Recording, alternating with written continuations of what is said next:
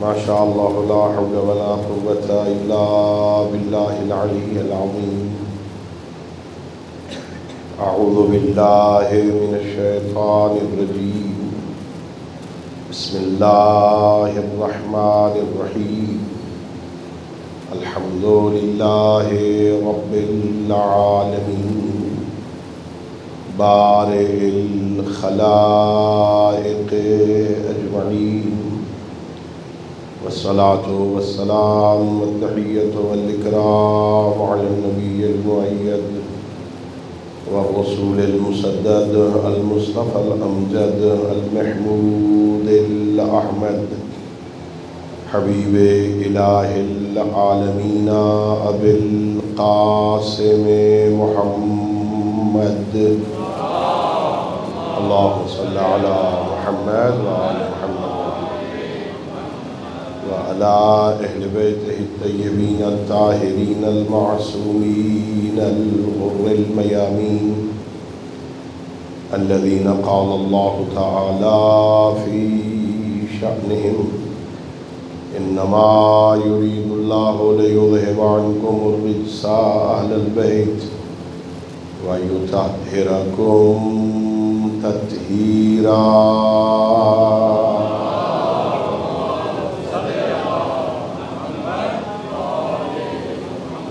ورحمة الله على أحبابهم وأصحابهم وشيعتهم ومواليهم، ولعنة الدائمة الأبدية على أعدائهم أجمعين. أما بعد، فقد قال الله تبارك وتعالى في كتابه المجيد وفرقانه الحميد، وهو أصدق الصادقين وقوله الحق. بسم الله الرحمن الرحيم. وجعلناهم أئمة يهدون بأمرنا. صلوات اللهم صل على محمد وآل محمد وعجل. اللہ رب العزت بحق محمد و آل محمد علیہ السلام ہم سب کی اس عبادت کو اپنی بارگاہ میں قبول فرمائے. خالق لم یزل ولا یزال بحق ائمہ اہل بیت علیہ السلام اس مجلس کو، اس ذکر کو، اس عزاداری کو، اس موعظہ کو ہماری، ہم سب کے مرحومین، تمام شہداء ملت اور بالاخص ان مجالس کا اہتمام اور انعقاد کرنے والے مومنین کے مرحومین کی بخشش کا ذریعہ قرار دیں. خالق کائنات بحق محمد و آل محمد علیہ السلام شہدائے پارہ چنار کو شہداء کربلا کے ساتھ محشور فرمائے، زخمیوں کو صحت و سلامتی عطا فرمائے، اور ہم سب کو اپنے معصوم ہادیوں کی سیرت طیبہ کو سمجھنے اور اس پر عمل کی توفیق عطا فرمائے. اپنی ان دعاؤں اور اس عظیم عبادت کی قبولیت کے لیے بآواز بلند صلوات اللہم صل علی محمد وآل محمد وعجل فرجہم. میرے محترم معزز اور مکرم سامعین، پہلے روز آپ تھکے ہوئے ہوتے ہیں اور آج میں تھکا ہوا ہوں. بہت لمبا سفر کر کے میں آپ کی خدمت میں آیا ہوں. اب ظاہر ہے دونوں تھکے ہوئے ہیں تو تھوڑی سی مجلس کی وہ کیفیت تو نہیں ہوگی. میں کوشش کرتا ہوں پیغام آپ کی خدمت میں عرض کروں. اللہ رب العزت کا لاکھ لاکھ شکر ہے کہ ذات ہدیت نے، اس کریم اللہ نے، مہربان خالق نے، رحمان و رحیم پروردگار نے اس عارضی اور فانی دنیا میں ہمیں کامیاب، باوقار، باعزت اور سربلند زندگی گزارنے کے لیے سید الانبیاء کے بعد آل محمد کے دامن سے متمسک فرمایا. اس نعمت عظمہ الہیہ پر جتنا خدا کا شکر ادا کرے کم ہے.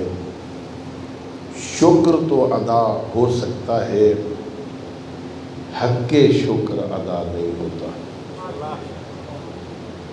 شکر ادا کرنا بھی اگرچہ مشکل ہے لیکن جیسے جیسے نعمت بدلتی ہے نا، ویسے ویسے شکر کا انداز بدلتا ہے۔ اللہ رب العزت کی طرف سے یہ ذرا غور کرنا، دو چیزیں نازل ہوتی ہیں، ایک رحمت ہے، ایک نعمت ہے۔ اللہ جب رحمت بھیجتا ہے دنیا میں تو دنیا میں اللہ رحمان ہے، اس کی رحمت عام ہے، ہر کسی کو عطا کرتا ہے، اور اللہ رحمت کے بدلے میں کسی سے کچھ نہیں مانگتا۔ اللہ جب رحمت دیتا ہے تو بندوں سے رحمت کے بدلے میں کچھ نہیں مانگتا، لیکن اللہ نعمت ہر کسی کو عطا نہیں کرتا۔ اللہ رحمان ہے لیکن نعمتیں ہر کسی کو عطا نہیں کرتا۔ میں ایک جگہ پہ پڑھ رہا تھا، میرے معصوم نے فرمایا مال دنیا اللہ اپنے دشمن کو بھی دے دیتا ہے، لیکن دین اپنے خاص بندوں کو عطا کرتا ہے۔ تو رحمت اللہ ہر کسی کو دیتا ہے، لیکن نعمت ہر کسی کو عطا نہیں کرتا۔ اور میں اسی لیے کہا کرتا ہوں کہ محبت آل محمد رحمت الہی نہیں ہے، نعمت الہی ہے۔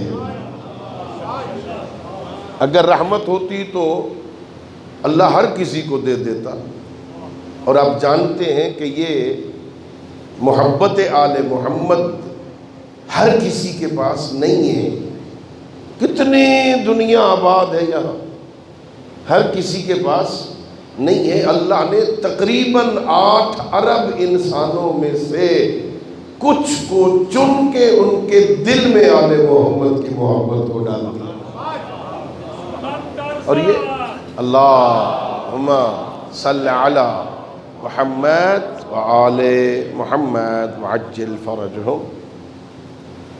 اور اللہ یہ جو آل محمد کی محبت ہے، یہ جو ہمارے قلب میں اور ہمارے دلوں میں موجود ہے، اس محبت کو لینے میں بھی ہمارا کوئی کردار نہیں ہے۔ ہماری طالب علموں کی اصطلاح میں ایک لفظ استعمال ہوتا ہے توفیق جبری۔ بعض توفیقات بندے کو حاصل ہوتی ہیں اور وہ زبردستی مل جاتی، زبردستی توفیق بغیر اختیار کے بندے کو مل جاتی۔ یہ محبت اہل بیت بھی ہم نے حاصل نہیں کی، ہم نے کوشش نہیں کی، ہم نے مانگا بھی نہیں تھا اللہ سے، ہم نے جھولی بھی نہیں پھیلائی تھی، ہمیں مانگنے کا ڈھنگ ہی نہیں آتا تھا۔ چنانچہ سید الانبیاء کی ایک حدیث، حضرت امام صادق کا بھی ایک فرمان ہے، دونوں فرامین ہیں معصومین کے، فرماتے ہیں اذا اراد اللہ بعبد خیرا جعل فی قلبہ حب الحسین۔ اللہ جب کسی بندے کو خیر عطا کرنے کا ارادہ کرتا ہے نا، تو اللہ اس بندے کے دل میں حسین کی محبت ڈال دیتا ہے۔ تو یہ عطیہ یا ہے، یہ لطف الہی ہے، یہ نعمت الہی ہے جو اللہ نے ہمیں عطا فرمائی۔ اور میں جو عرض کر رہا تھا وہ یہ کہ اللہ جب رحمت بھیجتا ہے نا تو رحمت کے بدلے میں بندوں سے کچھ نہیں مانگتا، مفت میں دیتا ہے۔ بارش جب برستی ہے نا، بارش رحمت الہی، وہ سبزے پہ بھی آتی ہے، کوڑی کے ڈھیر پہ بھی آتی ہے، ہر کسی کو اللہ رحمت دیتا ہے۔ رحمت جب برستی ہے تو ہر کسی کو دیتا ہے، لیکن اللہ جب نعمت دیتا ہے نا کسی کو تو اس نعمت کے بدلے میں شکر مانگتا ہے۔ شکر منعم واجب ہے، اگر اللہ نے یہ نعمت عطا کی ہے نا تو اس کے بدلے میں شکر ادا کرنا واجب۔ حضرت امام محمد باقر علیہ السلام، اللہم صلی علی محمد وآل محمد وآل، کا ایک فرمان ہے اصول کافی میں، میرے معصوم فرماتے ہیں اللہ کے بندو، اللہ اپنے بندوں سے صرف دو چیزیں چاہتا ہے۔ اللہ ان بندوں سے دو چیزیں۔ اللہ رب العزت نے ہم پر بڑے احسانات کیے ہیں۔ اگر اللہ ہم سے فہرست دے کے 100 چیزیں بھی مانگتا تو جو کچھ اللہ نے ہمیں دیا ہے نا، اس کے بدلے میں یہ کچھ نہیں تھا۔ سورہ بقرہ اللہ فرماتا ہے خلق لکم ما فی الارض جمیعا، اس زمین میں جو کچھ ہے نا یہ میں نے تمہارے لیے خلق کیا، اس زمین میں جو کچھ ہے یہ ہمارے لیے خلق کیا اللہ، اور اس کے بدلے میں اللہ اپنے بندوں سے صرف دو چیزیں مانگتا ہے۔ امام باقر العلوم فرما رہے ہیں دو چیزیں اللہ مانگتا ہے۔ مولا کیا فرمایا؟ ایک، اللہ اپنے بندوں سے نعمت کے بدلے میں شکر مانگتا ہے تاکہ تم شکر کرو، میں اپنی نعمتوں میں اضافہ کر دوں۔ اللہ اکبر یا علی، ایک نعمت کے بدلے میں شکر مانگتا، اور وہ بھی شکر ادا کریں گے تو فائدہ اس کو نہیں ہے۔ وَلَئِن شَكَرْتُمْ لَأَزِيدَنَّكُمْ، اللہ کا وعدہ الہی ہے کہ تم اگر میری نعمتوں پہ میرا شکر ادا کرو تو میں اپنی نعمتوں میں اور اضافہ کر دوں۔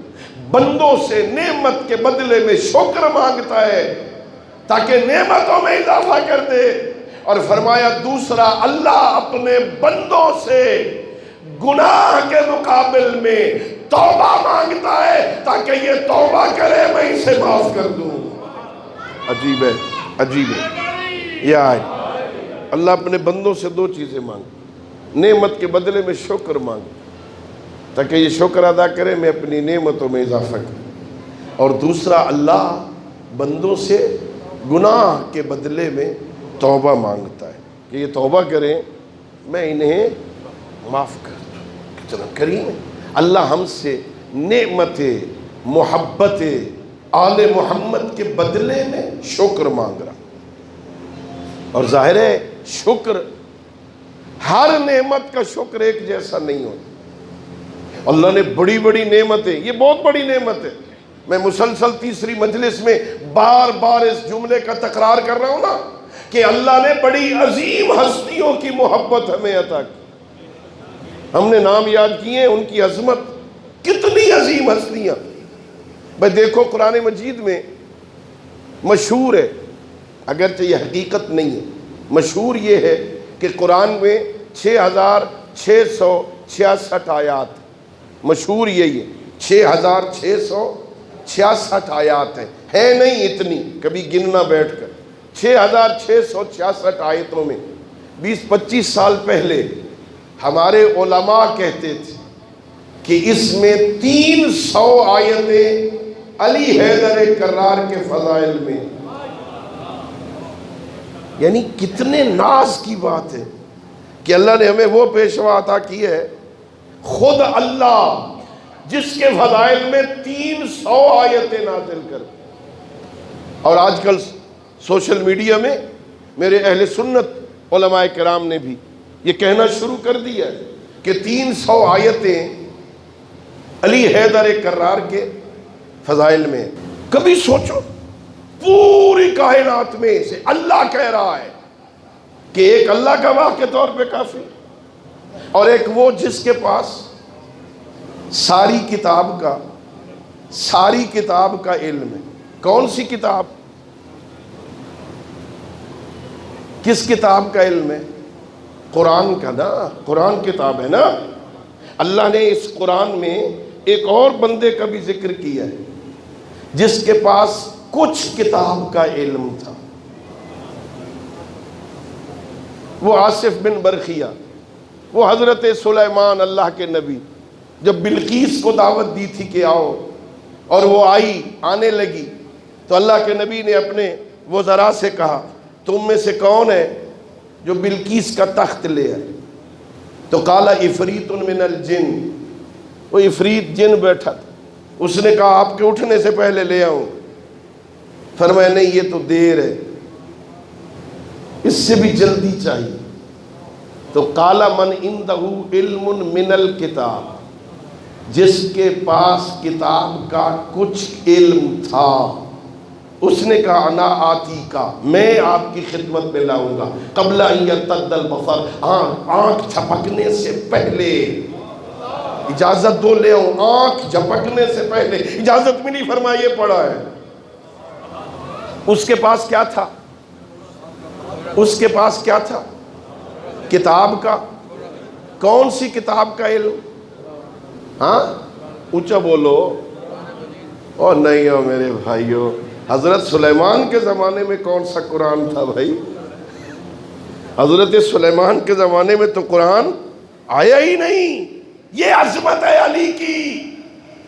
کون سی کتاب کا علم تھا؟ وہ چاہے توریت کا علم ہو، زبور کا علم ہو، انجیل کا علم ہو، کسی صحیفہ نبی کا علم ہو، کسی بھی کتاب کا تھوڑا سا علم، لیکن وہ کتاب وہ ہے جو منسوخ ہو جانے والی ہے. قرآن منسوخ ہونے والا نہیں ہے.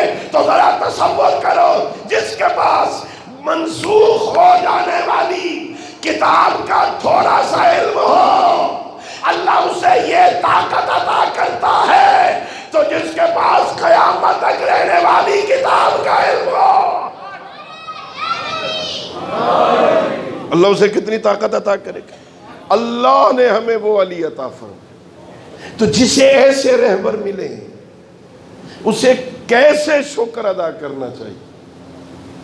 شکر تو ادا کرنا ہے، نعمت تو ہے نا، اور شکر ادا کرنا بھی واجب ہے نا. کیسے شکر ادا کریں؟ میں عرض کر رہا تھا، شکر، ہر نعمت کا شکر ایک جیسا نہیں ہوتا. جیسے جیسے نعمت بدلتی ویسے ویسے شکر کا انداز بدل جاتا. جیسی نعمت، اگر اللہ نے اولاد نرینہ جیسی نعمت عطا کی، اولاد نعمت الہی، کیا ہے اس کا شکر؟ اللہ نے اولاد دے دی، اس نعمت کے بدلے میں شکر کیا ہے؟ ایک کالا بکرا ذبح کرو، ہاں، اس کا گوشت فقیروں میں بانٹ دو، شکر ہو گیا؟ نہیں. اگر اللہ اولاد جیسی نعمت عطا کرے نا تو اس کا شکر یہ ہے کہ اپنی اولاد کی تربیت ویسے کر جیسے وہ چاہتا ہے. عرض کروں گا اگر اللہ مال دنیا عطا کرے تو اللہ اگر مال عطا کرتا ہے نا تو اس کا شکر یہ ہے، اسے خرچ ویسے کر جیسے دینے والا چاہتا ہے. اور اگر اللہ نے آل محمد کی محبت عطا کی ہے تو اس کا شکر یہ ہے تیرا شب و روز ویسے گزرے جیسے علی چاہتا ہے. یہ شکر ہے. دن ویسے گزرے، رات ویسے گزرے، میرا اٹھنا بیٹھنا ایسے ہو، میرا بولنا ایسے ہو، میرا چلنا ایسے ہو، میری گفتگو ایسے ہو جیسے آل محمد چاہتے ہیں. یہ ہے شکر. میں شکرن للہ کی تسبیح پڑھوں، تسبیح پکڑ کے بیٹھ جاؤں، شکرن للہ شکرن للہ شکرن للہ، اللہ نے مجھے آل محمد کی محبت عطا کی ہے، شکرن للہ شکرن للہ، اور باہر نکل کے وہ کروں جس سے علی کو ناراضگی ہوتی، شکر ادا ہو جائے گا؟ نہیں ہوگا. ہاں، میرے چوتھے امام نے اسی لیے بتایا ہے رسالت الحقوق کے رنگ میں کہ اس نعمت کا شکر ادا کرنے کا ڈھنگ کیا ہے. کا پہلا حق اس بندے پر یہ ہے کہ ان تعبد اللہ ولا تشرک بہ شیئا، بس اپنی زندگی میں اس کی بندگی کر، اس کے ساتھ کسی کو شریک نہ بنا، مشرک نہ بنو. بہت مشکل ہے، باریک سا فاصلہ ہے خلوص اور شرک میں، ایسے بڑا مشکل سے بچ کے نکلنا. اصول کافی ہے حضرت امام جعفر صادق علیہ السلام، صلی علی محمد وآل محمد وعجل. امام کی خدمت میں. ہم بھی کہتے ہیں خدا نہ خواستہ کسی کا ایکسیڈنٹ ہو جائے, اسے اٹھا کے ہسپتال لے جائیں, وہاں موقع پر ماہر ڈاکٹر موجود ہو, ہم کیا کہتے ہیں؟ بھئی یہ ڈاکٹر نہ ہوتا نا تو میں تو مر گیا تھا, اس نے بچا لیا ہے مجھے. کہتے ہیں یا نہیں؟ بولو. کہتے ہیں اگر یہ نہ ہوتا تو میں تو. ایسے ہی کسی نے میرے امام کی موجودگی میں کہہ دیا مولا اگر آج وہاں فلاں بندہ نہ ہوتا میں تو ہلاک ہو گیا تھا, میں تو مر گیا تھا, اس نے بچا لیا. فرمایا شرک نہ کر. مولا یہ کیا شرک ہے؟ فرمایا یہ نہ کہا کرو فلان نہ ہوتا تو میں برباد ہو گیا تھا, بلکہ کہا کرو لولا من اللہ بذالک لہلکت, اگر اللہ نے اس کے ذریعے سے مجھ پر احسان نہ کیا ہوتا میں برباد ہو گیا تھا. اللہ نے بچا لیا ہے, اس کے ذریعے سے اللہ نے بچا لیا ہے. تو پہلا حق کیا ہے؟ ان تعبد اللہ, اللہ کی بندگی کرو, اللہ کے بندے بنو, اللہ کی عبادت کرو, اللہ کے عبد بنو. لا تشرک بہ شیئا, اللہ کے ساتھ کسی شے کو شریک. عبد, اچھا عبد کسے کہتے ہیں؟ یہ عبادت عبد سے ہے نا. یا ایھا الناس اعبدوا, اے لوگو عبادت کرو, عبد بنو. عبد کسے کہتے ہیں؟ فقہ جعفریہ میں عبد اس زر خرید غلام کو کہتے ہیں. جنگوں میں گرفتار ہونے والے, مال غنیمت میں آنے والے اس فرد کو کہتے ہیں جو کسی کی ملکیت میں یوں چلا جائے کہ پھر وہ اپنی کسی شے کا مالک نہ ہو. عبد اپنی کسی شے کا مالک نہیں ہوتا. جو غلام ہوتے تھے نا وہ اپنی کسی شے کے مالک, انہیں شادی کرنے کا خود اختیار نہیں ہوتا تھا, وہ شادی مالک نے کروانی ہوتی تھی. پھر ان کے جو بچے پیدا ہوتے نا اس غلام کے, وہ بھی غلام کے نہیں ہوتے تھے, وہ بھی مالک کی ملکیت ہوتے تھے. جس کا باپ غلام ہے اس کے بچے بھی اس کے غلام. اپنی کسی شے کا مالک, اس غلام کو تجارت کرنے کا اختیار نہیں.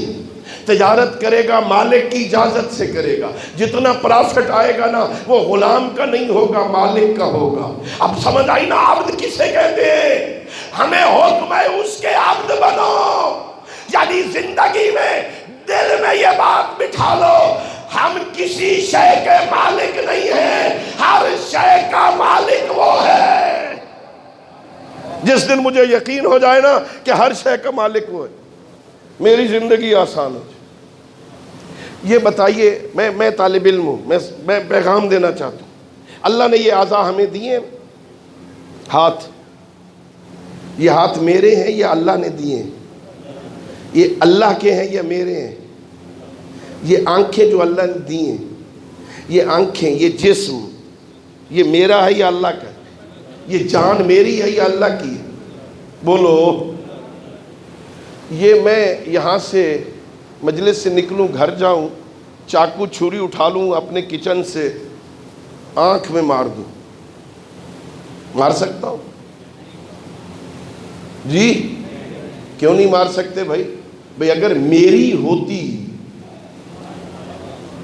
تو اس کو پھوڑنے میں کیا مسئلہ تھا؟ جائز تھا نا. یہ خودکشی فقہ میں حلال ہے یا حرام؟ خودکشی کیوں حرام ہے؟ اگر یہ جان, یہ جسم میرا ہوتا تو حرام کیوں؟ یہ بڑا غلط نعرہ لگا, میرا جسم میری مرضی. غلط ہے, یہ جسم میرا ہے ہی نہیں, یہ اس کا ہے. سنو فقہ, دین کہتا ہے آنکھ اللہ نے دی ہے مجھے, اللہ نے حق کے تصرف دیا ہے, حق کے مالکیت نہیں دیا.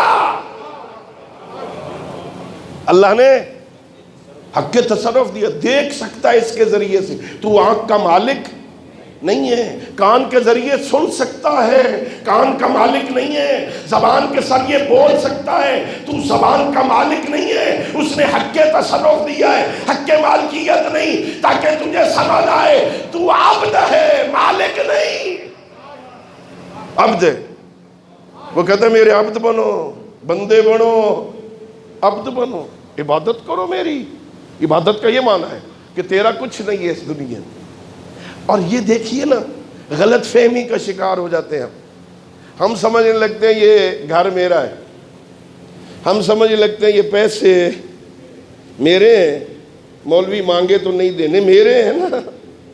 ہاں، آپ کے بہت سارے چہرے ماشاءاللہ بینکوں میں اکاؤنٹ ہوں گے آپ لوگوں کے، ہے نا، اور میں ایف بی آر سے نہیں ہوں بھائی، ہے نا، اکاؤنٹ ہے نا، ہے نا۔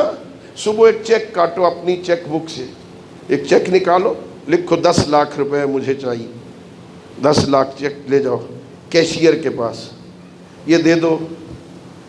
کیشیئر کی جرت ہے وہ کہ نہیں دیتا، دیتے ہوئے اس کے ماتھے پہ شکن آئی، یہ کیوں 10 لاکھ لے رہا ہے؟ کیوں؟ اس لیے کہ کیشیئر جانتا ہے میرے تو ہے نہیں، جس کے ہیں وہ مانگ رہا ہے، دینے میں کیا حرج ہے؟ جس دن مجھے اور آپ کو یقین ہو گیا یہ جان ہو، یہ مال ہو، یہ سب کچھ اس کا ہے، تو پھر اس کی راہ پہ دیتے ہوئے پریشانی نہیں ہوگی۔ ہمیں پریشانی کیوں ہوتی ہے؟ ہم اسے اپنا سمجھ بیٹھے، اور جسے یقین ہے یہ اس کا ہے، یہ جس کو یقین ہے کہ یہ، اب سنیے بھائی اللہ قرآن میں کیا کہتا ہے، یہ جان کس کی ہے؟ کس کی؟ یہ جان کا مالک کون ہے؟ اللہ۔ مال کا مالک کون ہے؟ اللہ۔ اللہ قرآن میں کیا کہتا ہے؟ ان اللہ اشتری من المؤمنین، ان اللہ اشتری من المؤمنین بأن اموالہم انفسہم و اموالہم بأن لہم الجنہ، اللہ نے مومنوں سے ان کی جان اور ان کا مال خرید لیا ہے جنت کے مقابلے میں۔ یہاں 2 چیزیں سمجھانا چاہتا ہوں، تیسری پہ نتیجہ نکالنا ہے میں نے۔ اللہ کیا کہہ رہا ہے؟ ان اللہ اشتری من المؤمنین انفسہم و اموالہم، ہے جان اس کی، ہے مال اس کا، یعنی کتنا کریم ہے بھی اس کی، پھر بھی کہتا ہے میں نے تم سے خرید لی ہے جنت کے بدلے میں۔ یہ نہیں کہتا میرا اپنا مال ہے تم کون ہوتے ہو، دے کے بھی بندے کی عزت نفس کو مجروح نہیں کرتا۔ اور دوسری بات سمجھا رہا ہے اللہ، اے بندگان خدا یاد رکھنا، یہ تمہاری جان کوئی کم قیمت نہیں ہے۔ اللہ نے جب مومن کی جان اور مال کی قیمت لگائی نا تو اس کے مقابل میں جنت کو رکھا۔ کبھی اپنے آپ کو بیچنا چاہے تو جنت کے مقابل میں بیچنا، کسی کوٹھی، کسی بنگلے، کسی کار، کسی چھوٹے سے ایک کنال پر بھائی کے ساتھ لڑ کے ایک دوسرے کو گولیاں نہ مار دینا، یہ جان قیمتی ہے جنت کے مقابل۔ اللہ نے کیا کیا؟ ان اللہ اشتری من المؤمنین، اللہ نے مومنوں سے خرید لیا ان کی جان کو، ان کے مال کو، بأن لہم الجنہ، جنت کے مقابلے میں، جنت ان کی، جنت کے مقابل میں اللہ نے ان سے جان خرید لی۔ ذرا غور کرنا اللہ نے تم پر مجھ پر احسان کتنا کیا ہے، اللہ نے مجھے رہبر کتنے عظیم عطا کیے ہیں۔ جب مومن کی جان خریدی تو قیمت میں جنت رکھی، اور جنت سے عظیم ہے اللہ کی رضا، ورضوان اللہ اکبر، اللہ کی رضا اس سے بھی بڑی ہے۔ جب مومن کی جان خریدی نا تو قیمت جنت رکھی، اور جب امیر المومنین کی جان خریدی تو مقابل میں وَمِنَ النَّاسِ مَن يَشْرِي نَفْسَهُ ابْتِغَاءَ مَرْضَاتِ اللَّهِ، مومن کو جنت دی، علی کو اپنی رضا دے دی۔ اللہ نے کرم کیا نا۔ اللہ کہتا ہے میری عبادت کو، میری، اور میں نے کل عرض کیا تھا عبادت چند اعمال مخصوصہ کا نام نہیں ہے، وہ افضل عبادت ہے نماز۔ من قبل ما سوا وین ردت ردہ ما سوا، نماز قبول تو باقی عمل قبول، اگر نماز رد ہو گئی تو باقی، لیکن اس کا یہ معنی نہیں ہے کہ عبادت یہاں رک جائے گی۔ کل میں نے عرض کیا تھا کہ اللہ رب العزت نے فرمایا اے میرے احمد نبی، ماں جانتے ہو متا یکون العبد عابدن، یہ عبادت گزار کب عبادت گزار بنتا ہے؟ اذا اجتمع فیہ سبع خصال، جب اس کے اندر 7 خوبیاں آ جائیں نا تب عابد بنتا ہے، تب عبادت گزار بنتا ہے۔ کل میں نے کتنی گنی تھی؟ 4، ماشاءاللہ۔ پہلی فرمایا ورعن یحجزہ عن المحارم، پہلا ایسا تقوی عبادت ہے جو تقوی اس کو حرام سے روک دے، وہ عبادت۔ دوسرا سمتن، ایسی خاموشی یکفہ اما لا یعنی ہے، لا یعنی گفتگو کرنے سے روک دے۔ تیسرا فرمایا خوفن یزداد کل یوم فی البقاء، ایسا خوف جو ہر روز اس کے گریے میں اضافہ کرتی۔ اور چوتھا حیاء یستحیی منی فی الخلاء، مجھ سے شرم کرنا عبادت ہے، ایسا کہ تنہائی میں میری نافرمانی کرنے سے اسے شرم آئے۔ پانچواں فرمایا عبادت ہے اکلن لا بد من ہو، کھانا عبادت ہے لیکن وہ کھانا جو ضرورت کا ہو، لا بد من ہو، جس کا کھانا ضروری ہے، جس کے بغیر اب زندہ نہیں رہ سکتا، وہ کھانا عبادت ہے۔ اور اگر کھاتا ہے کتنا کھاتا ہے کہ ایک لقمے کی بھی گنجائش نہیں رہتی۔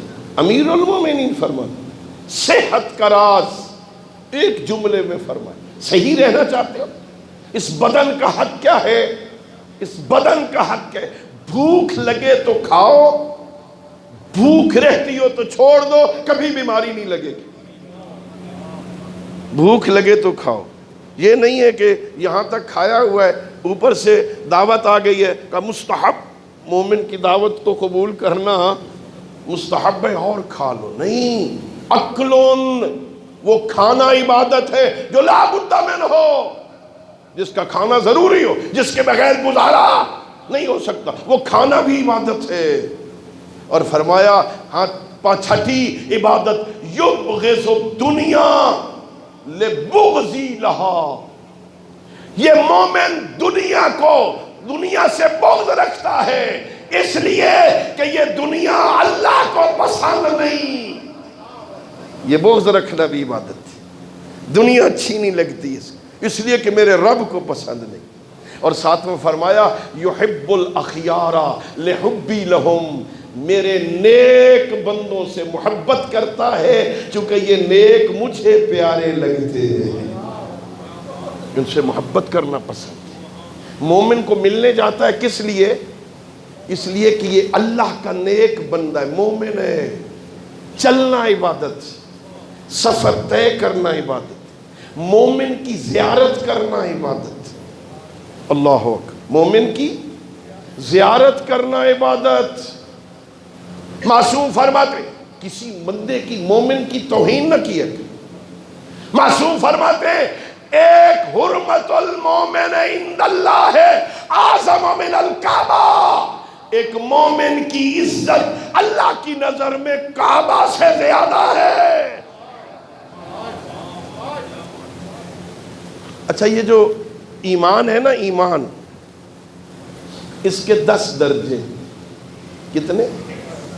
ایمان کے ایک پہلا درجہ، پہلا زینہ، پھر دوسرا زینہ، پھر تیسرا زینہ، پھر چوتھا زینہ، پھر پانچواں اور 10واں زینہ۔ حضرت سلمان ایمان کے 10ویں درجے پہ فائز، اس سے اوپر ایمان کی کوئی گنجائش ہی نہیں۔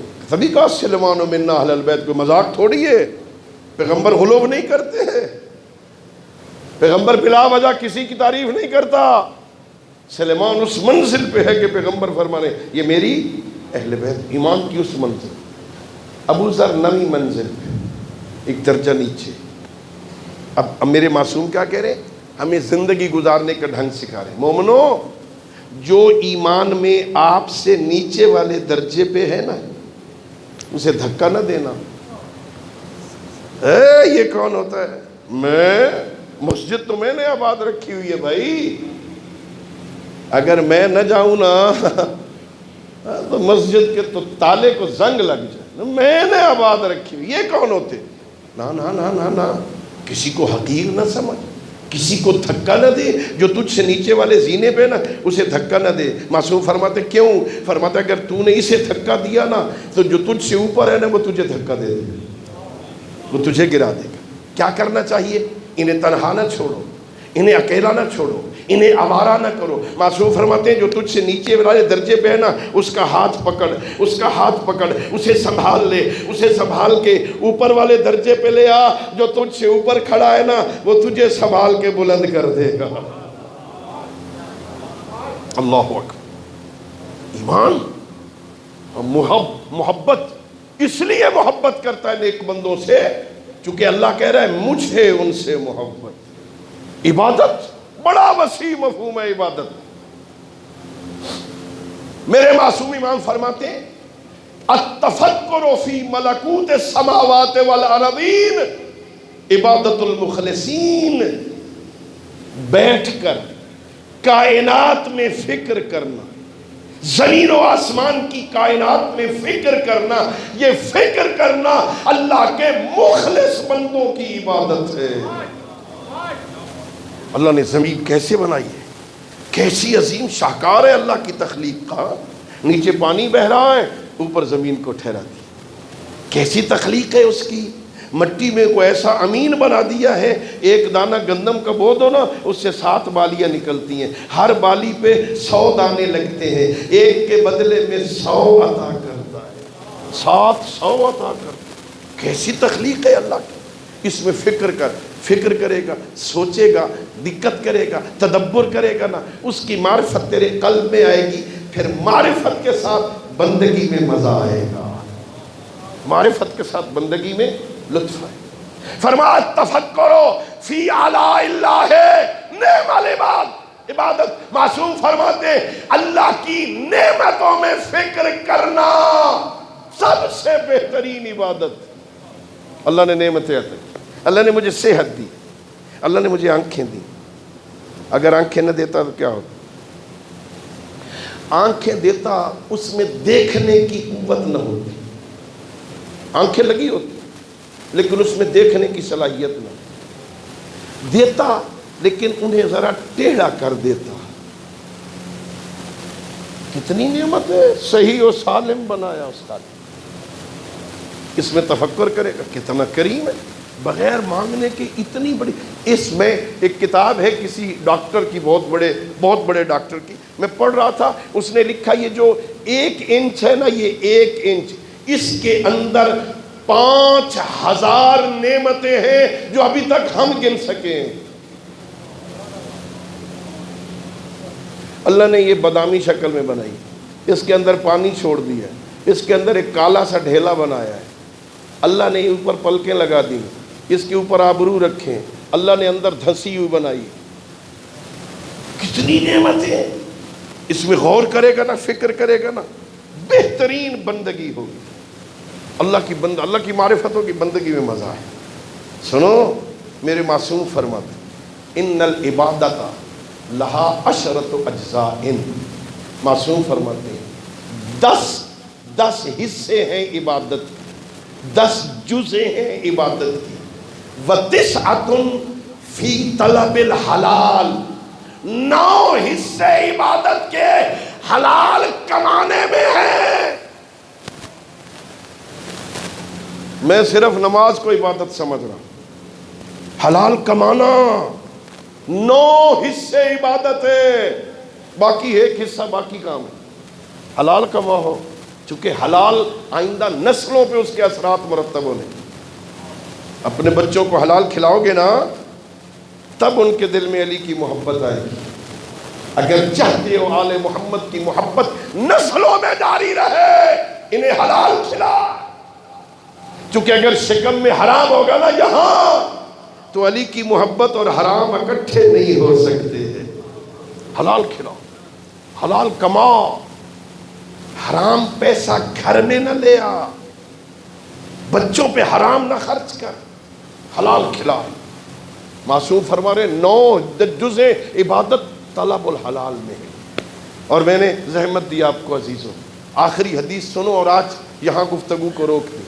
حضرت جبرائیل علیہ السلام سید الانبیاء، حضرت سید الملائکہ، حضرت جبرائیل سید الملائکہ سید الانبیاء پیغمبر گرامی اسلام سے کہتے ہیں یا محمد لو کانت عبادتنا علی الارض لعلمنا ثلاث خصال، اگر ہماری عبادت ہوتی زمین پر، اگر ہم نے یہاں عبادت کرنی ہوتی تو ہم کیا کرتے؟ توجہ چاہوں گا، ہم کیا کرتے؟ جبرائیل کہہ رہا ہے اگر ہماری عبادت زمین پر ہوتی، سید الملائکہ کہہ رہا ہے ہم کیا کرتے؟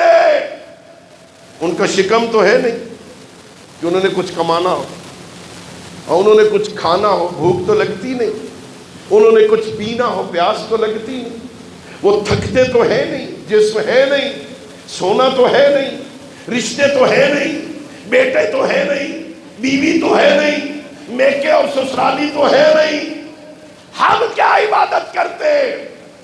حضرت جبرائیل کہہ رہے اے نبی اللہ، اے سید الانبیاء، لو کانت عبادتنا علی الارض، اگر ہماری عبادت زمین پر ہوتی نا تو ہم 3 کام کرتے۔ پہلا فرمایا ستر العیوب، ہم لوگوں کے عیبوں پہ پردے ڈال دیتے۔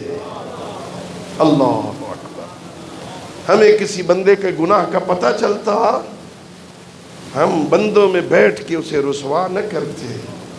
ستر العیوب، یہ عبادت کرتے ہیں، لوگوں کے گناہوں کو چھپاتے کرتے، ہم لوگوں کے گناہوں پہ پردے دیتے۔ اگر دنیا میں ہماری عبادت ہوتی کہ ہم نے یہاں بندگی کرنی ہے، دوسرا ہم کیا کرتے ہیں؟ فرمایا اغاثۃ اصحاب العیال، وہ جو کثیر العیال ہے نا، وہ جن کے بچے زیادہ ہیں نا، جن کے پاس رزق کی کمی ہے نا، ہم دوسری عبادت ہماری یہ ہوتی ہم اس کثیر العیال بندے کی داد رسی کرتے۔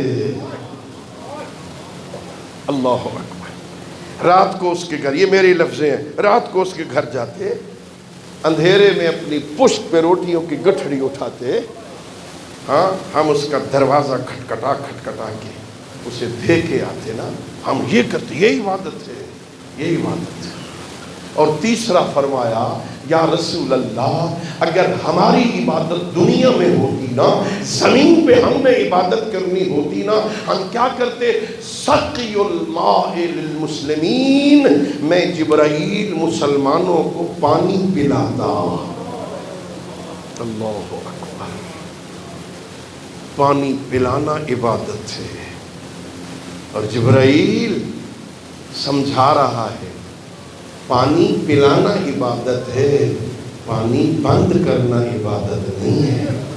اللہ اکبر، اور یہ پانی پلانا بھی بہت بڑی عبادت ہے، بھوکے کو کھانا کھلانا بہت بڑی عبادت ہے، یتیم کا خیال رکھنا بہت بڑی عبادت ہے۔ ہاں فرشتہ کہہ رہا ہے ہماری عبادت ہے ہم پانی پلاتے اور مسلمان آل محمد پہ پانی بند کر رہے ہیں۔ اللہ اکبر، میں نے کل یا پرسوں کی مجلس میں عرض کیا تھا، بڑا پیاسا تھا شہزادہ علی اصغر، لیکن شہزادے کی پیاس عصر عاشور کے بعد ختم ہو گئی تھی، ادھر گلے میں تیر لگا، ادھر اصغر کی پیاس ختم ہو گئی۔ ندا نے، ہاں منادی نے ندا دی تھی، حسین گھبرا نہیں، ہم نے تیرے اصغر کے لیے دودھ پلانے کا بندوبست جنت میں کر دیا۔ اصغر کی پیاس تو ختم ہو گئی، اللہ جانے سکینہ کب تک پیاسی رہے گا۔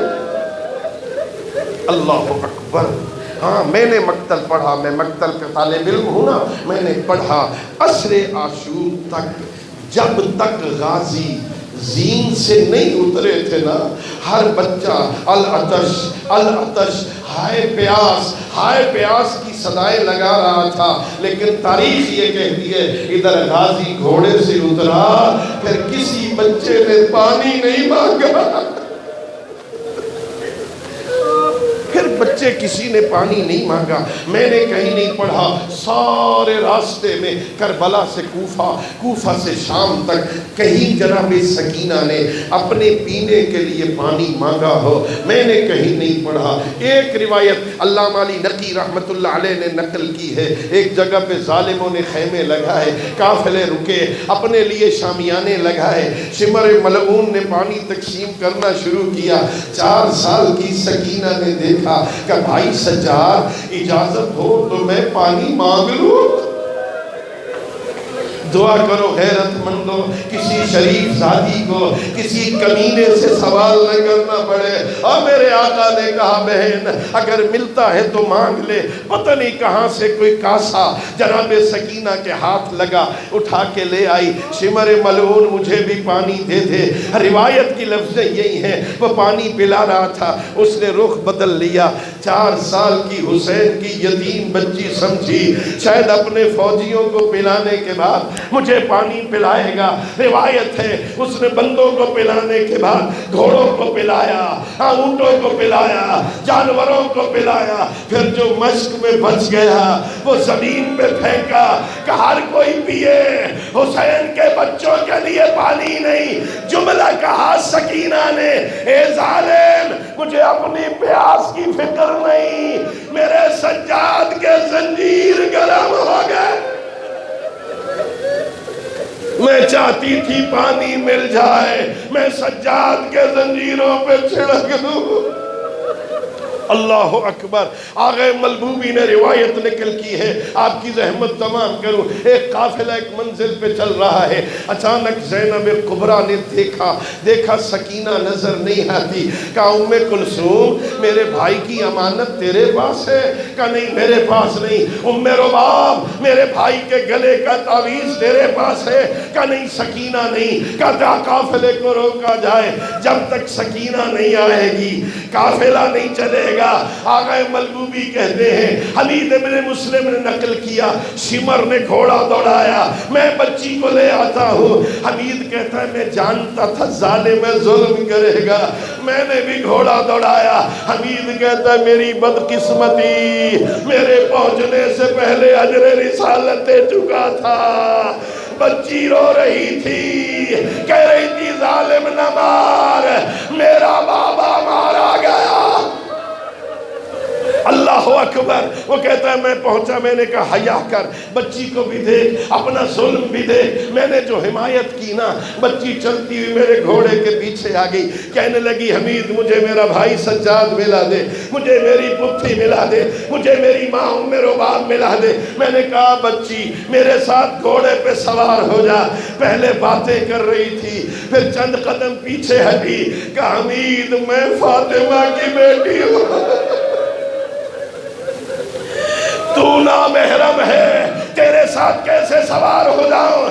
کبھی بھی 3 میل کا فاصلہ ہے، کیسے طے کرے گی کہ تم گھوڑا آگے دوڑاؤ، سکینہ پیچھے پیچھے چلے گی؟ حمید کہتا ہے 3 میل کا فاصلہ سکینہ نے طے کیا، ہمارے گھوڑے رکے، سکینہ آگے نکل گئی، میں سمجھا وہاں جائے گی جہاں ام رباب بیٹھی ہے۔ عزادارو سکینہ آگے گئی، میں سمجھا پھوپھی زینب کے پاس جائے گی۔ سکینہ وہاں سے آگے گئی، میں سمجھا بھائی سجاد کے پاس جائے گی۔ سکینہ وہاں سے آگے گئی، میں سمجھا اس نیزے کے پاس جائے گی جس پہ حسین کا سر ہے۔ عزادارو سکینہ آگے گئی، اس گھوڑے کے قریب آئی،